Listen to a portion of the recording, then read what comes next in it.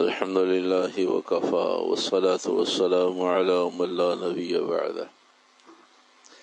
حدیث مبارکہ کا مفہوم ہے خوش و خرم رہے، سرسبز و شاداب رہے وہ آدمی جو میری بات سن کر جوں کی توں دوسرے مسلمانوں تک پہنچا دے۔ مضمون حدیث قرض سے متعلق ہے۔ عن جابر رضی اللہ تعالی عنہ اتیت النبی صلی اللہ علیہ وسلم فی دین او کما قال علیہ الصلوۃ والسلام۔ حضرت جابر رضی اللہ تعالی عنہ حضور صلی اللہ علیہ وسلم کی خدمت اقدس میں حاضر ہوتے ہیں اور اپنے والد کے لیے ہوئے قرض کے بارے میں مشاورت چاہتے ہیں۔ اس مضمون کے تحت یہ حدیث مبارکہ ہے، اور حدیث مبارکہ ہر حدیث پر محدثین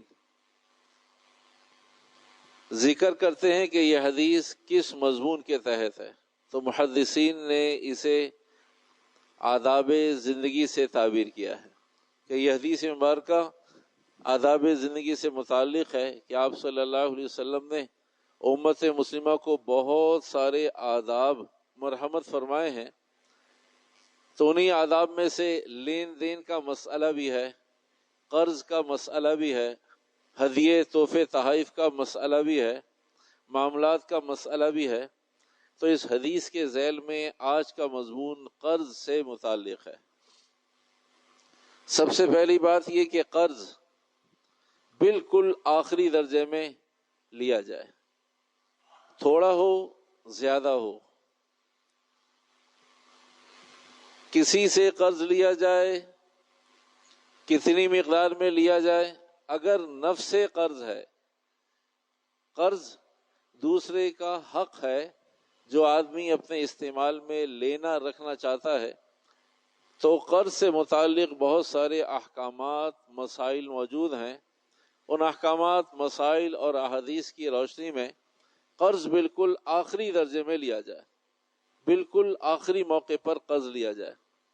آخری موقع اور آخری قرض جب تک اسے تولیں گے نہیں کہ یہ آخری موقع کیا ہوتا ہے، اس وقت تک آخری موقع سمجھ میں نہیں آئے گا۔ مثالوں سے بات خوب سمجھ میں آ جاتی ہے، دھیان سے سنیں گے تو پہلی دفعہ میں بات سمجھ میں آ جائے گی، ورنہ دوسری اور تیسری دفعہ میں تو سمجھ آ ہی جاتی ہے۔ توجہ ہوگی کہ بھئی آخری موقع کیا ہوا کرتا ہے۔ اس معاملے کو سب سے آخر میں دیکھیں گے، ابھی توقف کیا جائے، ابھی انتظار کیا جائے، ابھی اور موقع کو استعمال کیا جائے، اور مواقع اویل کیے جائیں، پھر آخر میں دیکھیں گے۔ یہ تو سب سے آخری فائنل ٹچ ہے۔ اس مضمون کے متعلق جب تک اسے تولا نہیں جائے گا، جب تک قرض بھی سمجھ میں نہیں آئے گا۔ تو قرض کب لینا ہے؟ سب سے آخر میں، سارے راستوں کو استعمال کرنے کے بعد، ساری چیزوں کے استعمال کے بعد، جہاں پھنس جائیں، اٹک جائیں، پریشان ہو جائیں، ناگزیر ہو جائے، ضروری ہو جائے، وہاں قرض کی طرف جائیں گے۔ تو یہ آخر کا لفظ سب سے آخر میں استعمال کریں گے۔ اس کی دو مثالیں سمجھیے، پھر سمجھ میں آ جائے گی۔ کوئی آدمی پریشان ہے لیکن اس کے پاس سونا، گولڈ، ڈائمنڈ، کوئی ہیرے قسم کی چیز، کوئی پلاٹ قسم کی چیز موجود ہے۔ جہاں پریشان ہوتا ہے وہاں وہ بسکٹ لے کر تولا، 2 تولے، 5 تولے، 10 تولے، 6، 10، 20 گنیاں لے کر فوراً مارکیٹ پہنچ جاتا ہے۔ کہا جی پریشانی آ گئی تھی، میں نے کہا فوراً سونا کھلا کروا لوں، اور فوراً آدمی ایجنٹ کے پاس پہنچ جاتا ہے کہ جی میرے پاس ایک پلاٹ ہے، بچوں کی نیت سے لیا ہوا تھا، ایک مکان ہے جو کرائے پر دیا ہوا ہے، ایک دکان ہے۔ تو جہاں پریشان ہوتا ہے فوراً وہ آدمی یا ایجنٹ کے پاس، یا سنار کے پاس، یا مشاورت کے لیے کسی کے پاس پہنچ جاتا ہے کہ بھئی اس پریشانی کو فوراً دور کیا جائے۔ یہ پریشانی فوراً، اگر یہ بسکٹ جس کی 5، 7، 10، 20 لاکھ روپے بھی قیمت ہو سکتی ہے، فوراً کھلوانے کے پاس، جوہری کے پاس، جیولرز کے پاس پہنچ جاتا ہے۔ بات سمجھ میں آ گئی؟ بات سمجھ میں آ گئی جی؟ آ گئی۔ ایسا ہی ہوتا ہے، جب چھوٹی موٹی کوئی پریشانی آئے تو آدمی گولڈ لے کر فوراً آدمی سونار کے پاس پہنچ جاتا ہے، فوراً آدمی فائل لے کر ایجنٹ کے پاس پہنچ جاتا ہے، اسٹیٹ ایجنٹ کے، کہ بھائی فوری طور سے اس کو سیل کر دو. ایسا ہوتا ہے؟ کچھ لوگ کہہ رہے ہیں ایسا ہوتا ہے. میرے بھائیوں ایسا نہیں ہوتا. اول تو آدمی سالہ سال بتاتا نہیں ہے کہ اس کے پاس کوئی گولڈ کا حصہ ہے. اگر بیوی کے پاس ہے تو خاوند کو سالہ سال موجود نہیں ہوتا کہ ایک آدھ 2-4 بسکٹ موجود ہیں. اگر خاوند کی کسٹڈی میں کوئی چیز ہوتی ہے تو بیوی کو نہیں معلوم ہوتی. جب پریشان ہو جاتے ہیں، عزت پر آ جاتی ہے، جان پر آ جاتی ہے، بہت پریشان ہوتے ہیں، تو پھر پہلے مشورہ کرتا ہے، پھر بھی بازاری ایجنٹ کے پاس نہیں پہنچتا، پھر بھی جیولرز کے پاس نہیں جاتا، صرافہ بازار کے چکر اور طواف نہیں کرتا. سب سے آخر میں پریشان ہو کر بہت بھاگ دوڑ کرتا ہے کہ دیکھو بھائی کچھ ڈالر تو نہیں ہے، دیکھو بھائی کچھ ریال تو نہیں ہے، دیکھو بھائی کوئی کرنسی تو نہیں ہے، دیکھو بھائی کسی کو کچھ پیسے دیے ہوئے تو نہیں ہے، دیکھو بھائی کہیں سے آنے کی امید تو نہیں ہے، دیکھو بھائی کچھ کر سکتے ہیں نہیں کر سکتے. جب خدائی ملا نہ وصال صنم، جب کچھ نہ ہوا تو پھر آدمی دیکھتا ہے کہ بھائی اب عزت بچانے کے لیے، جان بچانے کے لیے، اپنی اولاد کی بیوی بچوں کی جان بچانے کے لیے اب خرچ ہاتھ میں نہیں ہے، اب کچھ کرنا پڑے گا. یہ کس وقت کے لیے ہم نے سنبھال کے رکھے ہوئے ہیں کہ نہ جان بچ سکے، نہ مال بچ سکے، نہ عزت بچ سکے، کوئی کام نہ آ سکے، تو اس کو تو کتا بھی منہ نہیں مارتا. ان ریالوں کو، ان ڈالر کو، ان پیسوں کو، ان سونے کو اچھا بھائی کھلا کرو. یہ ہے آخری ڈیسیجن. اگر کوئی آدمی ایسی جگہ کر قرض لیتا ہے تو اس کے رائٹس ہیں. اگر اس سے پہلے قرض لیتا ہے تو یہ اپنے آپ کو دھوکہ دے رہا ہے. تو یہ ہے آخری فیصلہ کہ جب کچھ نہ بن پڑا پھر کوشش کرتا ہے، پھر ذکر کرتا ہے، پھر بھی 10 جگہ سے ریٹس لیتا ہے، پھر دیکھتا ہے کہ ریٹ کہاں اچھے مل جائیں گے، پھر دیکھتا ہے کہ کون اچھا خریدار اس وقت مل سکتا ہے، کس آدمی کی ضرورت ہے. اتنی اپنی قوتوں کو صرف اور استعمال کرتا ہے، عقل کے گھوڑے دوڑاتا ہے کہ یہ پیسے 1 روپے کی جگہ 100 روپے کسی طرح مل جائے. ادھر ضرورت جان پہ بندھی ہوئی ہے، تلوار لٹکی ہوئی ہے، اور ادھر اس کی ساری ورکنگ کہ یہ چیز 1 روپے کی تھی، اگر 18 روپے مل رہے ہیں تو 18.25 ملنے چاہیے. 1 روپے کی چیز 20 روپے مل رہے ہیں تو اگر 20.25 ملتے ہیں تو حرج کیا ہے، کوشش تو کر لو. یہ ہے آخری مرحلہ. تو قرض اگر کوئی آدمی ایسی صورتحال میں لیتا ہے، اس کے لیے قرض لینا جائز ہے. لیکن اگر اس سے پہلے لیتا ہے تو یہ قرض کے شوق میں ہے. یہ حضرت شوق فرما رہے ہیں قرض لینے کا. قرض لیتا ہے آدمی ایسے جیسے مخمل پر چل رہا ہو، اور دیتے وقت ایسے جیسے کانٹوں پہ چل رہا ہو. لیتے وقت ایسی کیفیت ہو جیسے کانٹوں پہ چل رہا ہے، یہ آدمی ٹھیک ہے. دیتے وقت ایسا ہو جیسے مخمل پہ چل رہا ہو، الٹا ہو گیا. لیتے وقت ایسے جیسے مخمل دے دو بھائی.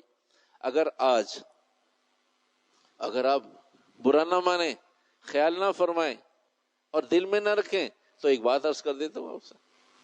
لیکن آپ کی خاموشی مجھے اس لیے پریشان کرتی ہے کہ ہم نے ہاں تھوڑی کہا تھا، آپ نے زبردستی کی، جلدی سے بتا دیا. تو لیکن یہاں پر خاموشی رضامندی کنسیڈر کرتے ہیں کہ آپ خاموش ہیں تو میں سمجھوں کہ بھی ٹھیک.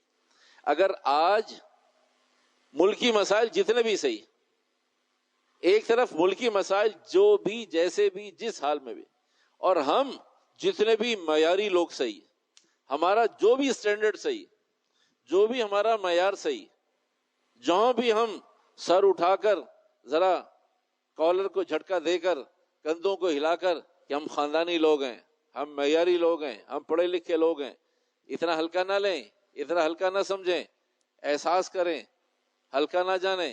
وہاں پر اگر آج گورنمنٹ کوئی لون اناؤنس کر دے تو سب سے آگے وہ آدمی ہوگا جس کی قطعاً ضرورت نہیں ہوگی. اور میں اور آپ بھی، یہ ہے وہ بات جس پہ برا نہ مانے. میں بھی آپ کے ساتھ، آپ بھی میرے ساتھ، اس لیے کہ بغیر امام کے نماز نہیں، اور بغیر مقتدیوں کے امام کس کام کا ہے. تو ہماری مجبوری ہے یہ، ہم سب ایک ساتھ کھڑے. تو میں بھی اس بینک کو تلاش کروں گا جو اسٹیل مل کے قریب ہو جہاں سندھی مسلم کا کوئی آدمی نہ آیا ہو، اور آپ بھی یہاں رہتے ہوئے ٹاور کی کسی بینک کو اویل کریں گے کہ وہاں اپنی اپلیکیشن اپنی فائل سبمٹ کروا دیں کہ لوگوں کو پتہ نہ چلے کہ میں بھی لون لینے والوں کی، میں بھی بیتی گنگا میں ہاتھ دھو رہا ہوں، اور پتہ چلا اسٹیل مل میں بھی 19 آدمی سندھی مسلم کے کھڑے تھے، ٹاور پہ بھی 9 آدمی کھڑے تھے قرب جب آپ کیا کر رہے ہیں؟ کہا میں ایسے ہی آیا ہوں. کہا جیسے آپ آئے میں بھی ایسے ہی آیا ہوں، آپ جیسے آئے میں بھی ایسے آیا. تو پھر تھوڑی دیر میں تسلی ہوتی ہے کہ بھئی ہم ایک ہی کشتی کے سوار. اگر لون آج اناؤنس ہو جائے نا تو سب سے پہلے آدمی، یہ ہے مفاد، اس کو کہتے ہیں معیاری زندگی، وہ کوسوں دور ہے. لینے کے لیے آدمی کا جی چاہتا ہے ارے بھائی آ ہی رہا ہے نا. ابھی قریب کے زمانے میں نے اسے کئی دفعہ عرض بھی کیا اور آپ کو بھی خوب معلوم ہے، ابھی قریب کے زمانے میں پچھلی ایک آدھ دو حکومتوں میں یلو کیبس کا زمانہ تھا، ٹیکسیاں مل رہی تھیں. تو بہت سارے ایسے گھرانوں کے باہر، گھروں کے باہر، کھاتے پیتے لوگوں کے گھروں کے باہر، جہاں ایک آدمی گاڑی چلانے والا تھا لیکن 3 کمپنیوں کی 3 یلو کیبس کھڑی تھی اور کھڑے کھڑے سڑ گئی وہ. تو لوگوں نے شوق پورے کیے، بہتی گنگا میں ہاتھ دھوئے کہ اس کمپنی کی بھی، اس کی بھی، اس کی آج تو رہی ہے. اچھا پھر کہ بھئی آپ یہ پے کیسے کریں گے؟ ایک گاڑی، دوسری گاڑی، تیسری گاڑی. کہا یار یہ پاکستان ہے. کہا کیا مقصد؟ کہا یہاں صرف لینا ہوتا ہے، دینا نہیں ہوتا، یہ پاکستان. کہا یہ گورنمنٹ نے ہمیں قرض حسنہ دیا ہے، قرض حسنہ دیا ہے. کہا کیا مقصد؟ قرض حسنہ کا مقصد لے لیجئے پھر ساری زندگی ہنستے رہیے، ہنساتے رہیے. قرض حسنہ لینے والا لے نہیں سکتا جس نے دیا ہے، اور دینے والے کی دینے کی نیت نہیں ہے. تو اس بنیاد پر پاکستان کی سرزمین نے، کائنات نے اس بات کو ثابت کر دیا کہ جتنی جلدی یلو کیبس گلی سڑی ہیں، اتنی جلدی حلال پیسوں کی گاڑی نہیں گلتی سڑتی. جتنی جلدی اس کے دن میں، اب آپ دیکھیں گے عمومی طور سے آپ کو ایک شارع پر 10 20 50 ایکسیڈنٹ نظر نہیں آتے، لیکن جب یلو کیبس تھیں تو آپ کو روزانہ 2 4 5 7 ادھر بھی جہاں پوری کراچی میں جہاں گھوم لیجئے 4 6 یلو کیبس ٹکرائی ہوئی ہوتے تھے. اس لیے کہ جیسا مال تھا ویسے اللہ نے جل بھن کے ختم ہو گیا. تو میرے بھائیو یہ قرض ایک عذاب سے کم نہیں ہے. تو پہلی بات، قرض اس وقت لیا جائے، اس وقت جب انتہائی شدید ناگزیر ضرورت ہو، اور امت میں، قوم میں چند فیصد بھی لوگ ایسے نہیں ہیں جو اس کنڈیشن پر قرض لیتے ہوں جیسے سونا جس کنڈیشن پر کھلا کرتا ہے، جیسے پلاٹ، جیسے مکان، جیسے فائل، جس موقع پر جا کر آدمی ایجنٹ کو دکھاتا ہے کہ بتاؤ کیا کرنا ہے. اگر اس موقع پر تو قرض لے لے، تو لینے کے وقت ایسے ہو جیسے کانٹوں پہ چل رہا ہو، لیکن دینے کے وقت ایسا ہوتا ہے جیسے کانٹوں پہ چل رہا ہو. لینے سے پہلے اگر کسی نے قرض لینا ہے، یہ قرض آداب زندگی چل رہی ہے. اگر کسی نے قرض لینا ہے تو لینے سے پہلے دینے کی فکر، ادائیگی شیڈول بنائے. اگر وہ شیڈول نہیں بنا سکتا، ادائیگی کے ریسورسز نہیں ہیں، تو پھر شرعاً قرض لینا جائز نہیں ہے. اللہ مالک ہے. یہ ایسا جملہ ہے کہ فرشتے بھی پریشان ہیں اس پر. یہ کتنا بڑا متوکل ہے. ہم تو لا یعصون اللہ ما امرهم ویفعلون ما یؤمرون. فرشتے کہتے ہیں اللہ نے ہمیں پیدا ایسے کیا ہے، اس جبلت پر، اس فطرت پر، اس پرٹیکولر پہ اللہ نے ہمیں پیدا کیا، ہم گناہ نہیں کرتے، لیکن اس کے باوجود بھی ہم عقل کے خلاف کوئی بات نہیں کرتے. یہ انسان کیسا ہے؟ اللہ نے اسے اشرف المخلوقات بنائے، اس کے پاس ٹکا نہیں ہے، کوڑی نہیں ہے دینے کو، اور باتیں ایسی کرتا ہے جیسے نبیوں والا ایمان اس کے پاس موجود ہے. کہ اللہ مالک ہے. جب اللہ مالک ہے، لینے کے وقت کہ بھائی اب کیسے ادائیگی کریں گے، کیا ریسورسز ہیں، کیا کریں گے، کہ اللہ مالک ہے. اور بھلے آدمی جب قرض کے وقت اللہ مالک ہے تو بغیر قرض کے اللہ مالک نہیں ہے. اس اللہ کے مالک ہونے کو بغیر قرض کے استعمال کر لے. نفل کے ذریعے استعمال کر لے, روزہ رکھ کے استعمال کر لے, قرض لے کے ہی اللہ مالک ہے, بغیر قرض لیے بھی تو اللہ مالک ہے, مت لے قرض. لیکن کیونکہ اندر گڑبڑ ہے تو یہ اللہ کا نام بھی, اللہ کے نام کو بھی مس یوز کرتا ہے. جہاں کچھ نہیں ہوتا وہاں کہتا اللہ مالک, جہاں اسے معلوم ہے کچھ نہیں ہوگا, کچھ نہیں کرنا, اور میری نیت خراب ہے, وہاں اللہ مالک ہو جاتا ہے. تو اللہ تو ہر وقت مالک ہے.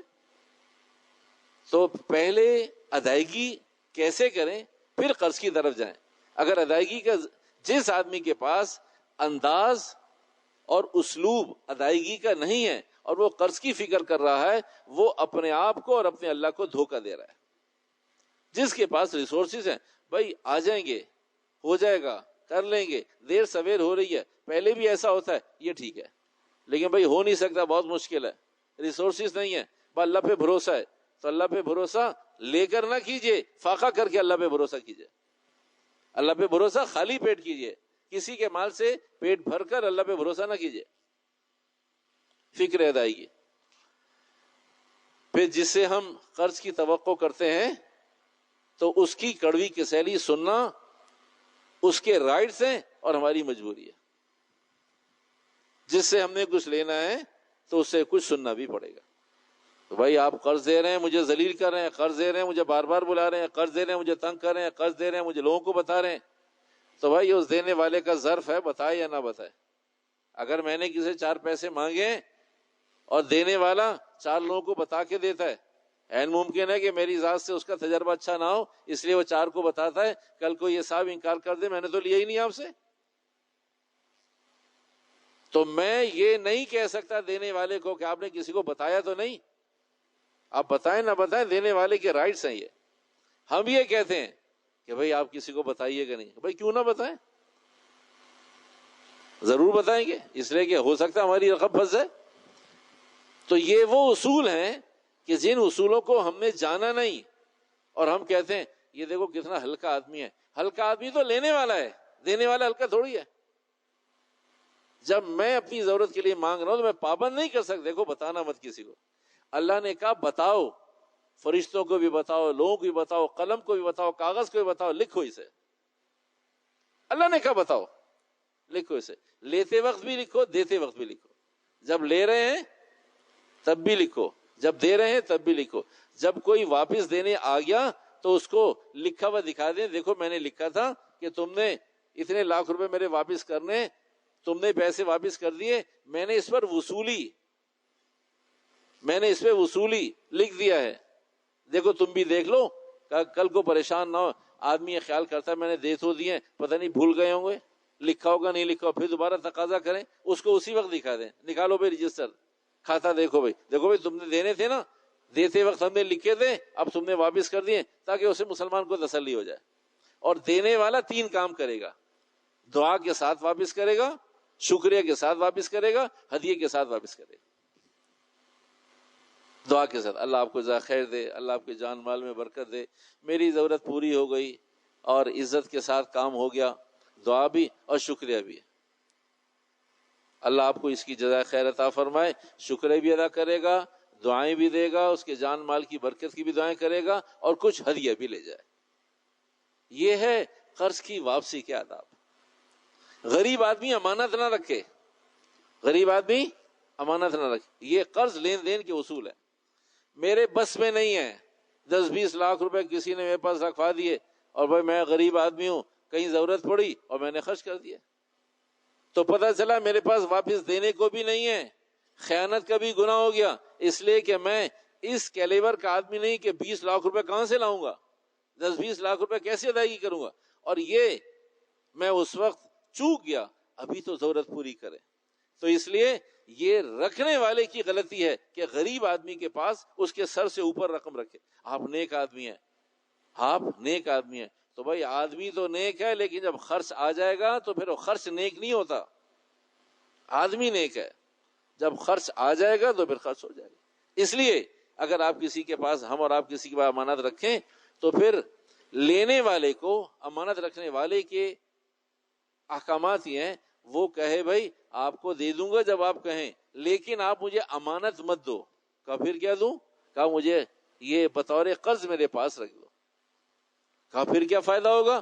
کہا فائدہ یہ ہوگا وہ آپ اس کو اس کا بینیفٹ بتائیں اور آپ اپنا بینیفٹ لے لیں. تو شریعت نے دونوں طرف رکھنے والے کو بھی اور دینے والے کو بھی دونوں کو رائٹس بھی دیے کہ بھئی آپ میرے پاس امانت نہیں رکھو، یہ آپ میرے پاس بطور قرض رکھ دو. میں نے مانگے تو نہیں ہے لیکن آپ رکھنا چاہتے ہیں تو بطور قرض رکھیں. تو کہا بھئی میں آپ کے پاس امانت رکھنا چاہتا ہوں اس لیے کہ قرض ہوگا تو آپ استعمال کر سکتے ہیں، تو میں نہیں چاہتا آپ یہ میری رقم استعمال کریں.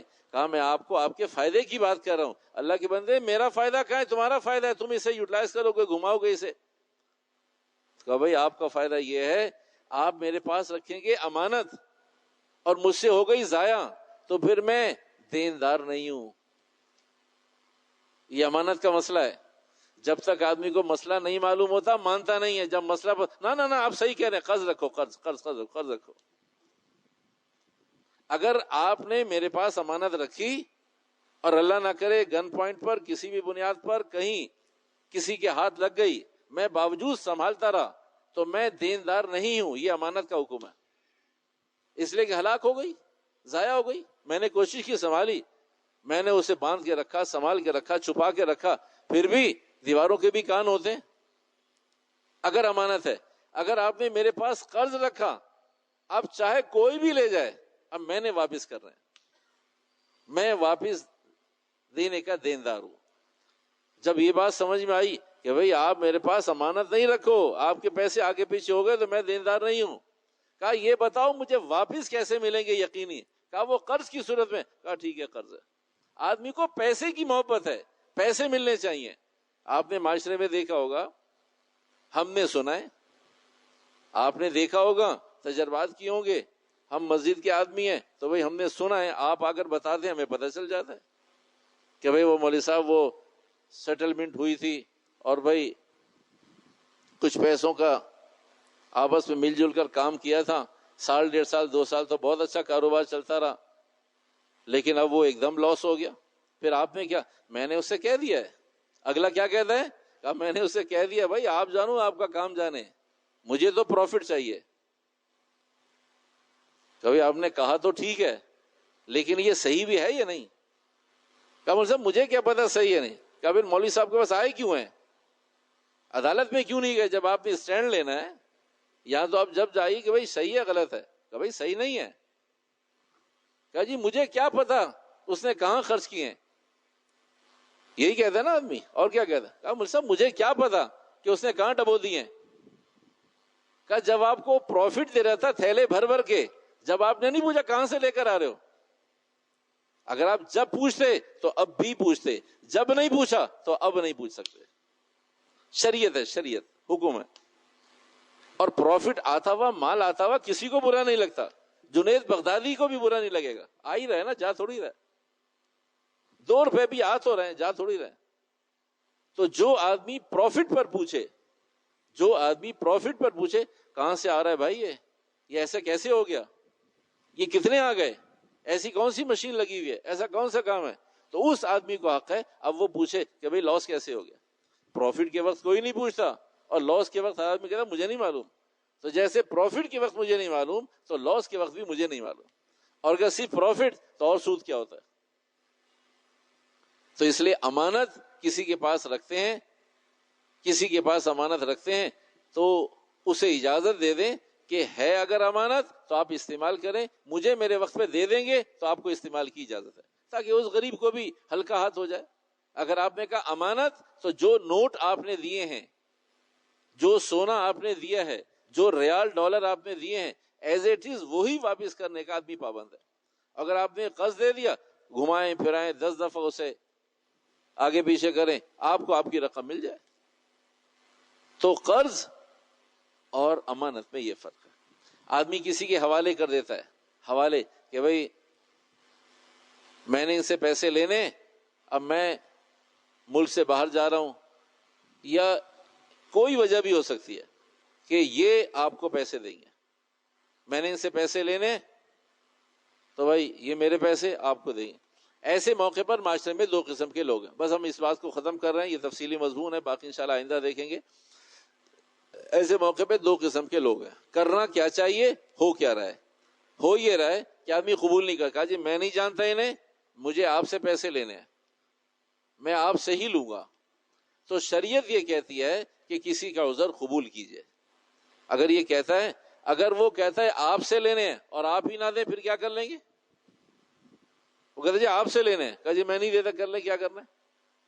تو اگر کوئی حوالہ کرے تو حوالہ قبول کرنا چاہیے. جب حوالے والا آگے پیچھے ہو پھر آبجیکشن کرنا چاہیے کہ بھائی آپ نے جن کے بارے میں کہا تھا وہ دیکھو ٹائم پہ نہیں دے رہے پیسے. لیکن قبول کرنا چاہیے.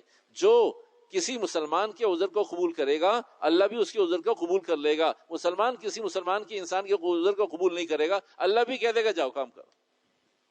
اگر قرض دیں، اتنا قرض دیں جو تحمل و برداشت ہو، نہ قابل برداشت، سر سے اوپر قرض نہ دیں کسی کو. اتنا دیں کہ اگر نہیں دے تو برداشت ہو جائے. جس کو بھی قرض دیں اتنا دیں کہ جو اگر نہ دے تو آپ کو پیچھے نہ دوڑنا پڑے، آپ کو آنسو نہ پوچھنے پڑے، آپ کو اپنا ایمان اعمال خراب نہ کرنے پڑے. اتنا قرض ضرور دیں. قرض چاہے ایک آدمی 10 کروڑ روپے مانگے، آپ 10 روپے دیں، کہا جی میں یہ دے سکتا ہوں، اور جب آپ کی سہولت ہو دے دینا. تاکہ آدمی عمومی طور سے آج معاشرے میں ایسے لوگ ہیں جو قرض کی سنت کو زندہ کرتے ہیں، دیتے ہیں، لیکن لکھتے نہیں ہیں. آگے نہیں آئے، اس لیے کہ وہ دیتے ہی اتنے ہیں. لینے والا جو مرضی مانگے، کہا جی میں یہ دے سکتا ہوں، نہ میں لکھتا ہوں اور نہ میں مانگتا ہوں، آپ کی مرضی آپ دے دینا. ایسے لوگوں کے مال میں اللہ آسمانوں سے برکت اتارتا ہے. اور جو لوگ زیادہ لکھت پڑھت میں لکھتے ہیں، اللہ کہتا ہے میں تمہیں دوں ان گنت اور تم لکھنے میں لگے رہتے ہو، تو میں بھی تمہیں گن گن کر دوں گا، میں بھی تمہیں گن گن کر دوں گا. تو اس لیے اگر مسلمان مہلت مانگے مہلت دے دیں، نرمی کہے تو نرمی کر دیں، اگر معاف کر سکتے ہیں معاف کر دیں. حدیث مبارکہ میں آتا ہے قیامت کے دن بہت سارے لوگوں کی مغفرت اس لیے ہوگی کہ اللہ ان کے پاس عمل کوئی نہیں تھا لیکن انہوں نے نرمی کا معاملہ کیا، کہا اسے بھی معاف کرو. کل میں اس نے اپنا قرض کچھ آدھا معاف کر دیا تھا، اس کا اسے بھی معاف کرو. کہا اس نے اللہ پورا قرض معاف کر دیا تھا، کہا اسے بھی معاف کرو. تو بہت سارے لوگ، اس کا مقصد ہرگز نہیں ہے کہ آدمی ایمان اعمال نماز روزہ حج زکات سب کچھ چھوڑ دے. کہا جی میں نے تو بہت ساروں کو دیے ہوئے، وہ میرے دیتے نہیں ہیں، میں نے معاف کر دیا. ایک صاحب، ایک بات یاد آ گئی، مسئلہ آخری بات ختم کر دو. کہا جی میرے پیسے پھنس گئے. ایک صاحب آئے، کہا جی میرے پیسے پھنس گئے اور وہ دیتا نہیں ہے. میں کہا وہ دے سکتا ہے؟ کہا دے بھی نہیں سکتا، دیوالیہ ہو گیا اس کا، غریب ہے. اب کیا کرنا ہے؟ کہتا مسئلہ پوچھنا ہے. اب ایک مسئلہ پوچھنا ہے. کا مسئلہ یہ ہے کہ میں نے اسے 2 سال 2.5 سال پہلے ایک بڑی رقم، موٹی رقم دی تھی. اس وقت اس کے اچھے حالات تھے، اب اس کے حالات اچھے نہیں ہیں، اب وہ نہیں دے سکتا، اب وہ بالکل روڈ پر آ گیا، دیوالیہ ہو گیا اس کا، اور کھانے پینے ہینڈ ٹو ماؤتھ بھی نہیں رہا، کما بھی نہیں سکتا، بہت حال خراب ہے، کیا کروں؟ میں کہا بھائی تم بتاؤ کیا کرنا ہے؟ کہا جی ایک مسئلہ پوچھنے آئے ہو. کہا مسئلہ بتاؤ نا تو پتہ کریں. کہا میں اگر آج زکوٰۃ کی نیت کر لوں تو لگ جائے گی؟ اگر میں زکوٰۃ کی نیت کر لوں تو لگ جائے گی؟ تو میں نے کہا لگ تو جائے گی لیکن کچھ اور لگے گی، زکوٰۃ نہیں لگے گی. رقم لگ تو جائے گی، وہ تو لگ گئی اس میں پہلے سے رقم. تو بھائی نیت دینے کے وقت کی قابل قبول ہے، نیت پھنس جانے کے وقت، جب رقم پھنس گئی اللہ کے نام پر، رقم پھنس گئی صدقہ ہو گیا، رقم پھنس گئی چلو بھائی اللہ پاک پریشانیاں دور کر دے. تو ایسی صورت میں جس آدمی کو جو کچھ دیا جائے کسی مسلمان کو، لیکن یہ لینا بھی دینا بھی دین کی بنیاد پر سنت ہے. صحابہ کے یہاں عام طور سے دنیا کے لیے قرض نہیں لیا گیا، اور ہمارے یہاں عام طور سے دین کے لیے قرض لینے کو آدمی جائز ہی نہیں سمجھتا. بھائی یہ فرق ہو گیا. یہ ایک فرق ہمیشہ ذہن میں رکھیے. اگر ہم قرض کو سنت سمجھتے ہیں تو وہاں کسی نے بھی گھوڑے خریدنے کے لیے، زمینیں خریدنے کے لیے، باغات خریدنے کے لیے، شادیوں کے لیے قرض قطعاً نہیں لیے. اور ہم ان کے علاوہ کسی اور دین کے لیے کبھی قرض لیتے نہیں ہیں. وہاں سارے قرض، سارے مقروض دین کے لیے ہیں. کہا مجھے جہاد پہ جانا ہے، قرض. خود آپ علیہ الصلوۃ والسلام نے ہجرت کے موقع پر صدیق اکبر سے اونٹنی قرض لی، کہا واپس آ کر دے دوں گا، دین کا مسئلہ ہے. اس زمانے میں لوگ دنیا کے لیے قرض نہیں لیتے تھے، اور آج ہم سمجھدار دین کے لیے نہیں لیتے. لیکن پھر بھی سنت ہے، پھر بھی سنت ہے کہ بھئی کسی نے ضرورت کے لیے لے لی. تو قرض کے بہت سارے مسائل ہیں. اللہ سبحانہ و تعالیٰ سمجھ کے عمل کی توفیق عطا فرمائے. وآخر دعوانا الحمدللہ رب العالمین. الحمد لله رب العالمين والعاقبة للمتقين والصلاة والسلام على سيد الأنبياء والمرسلين رب اغفر وارحم وأنت خير الراحمين رب اغفر وارحم وتجاوز عما تعلم إنك أنت الأعز الأكرم رب ارحمهما كما ربياني صغيرا رب ارحمهما كما ربياني صغيرا اللهم صل على محمد النبي الأمي وعلى آله وصحبه أجمعين برحمتك يا رب.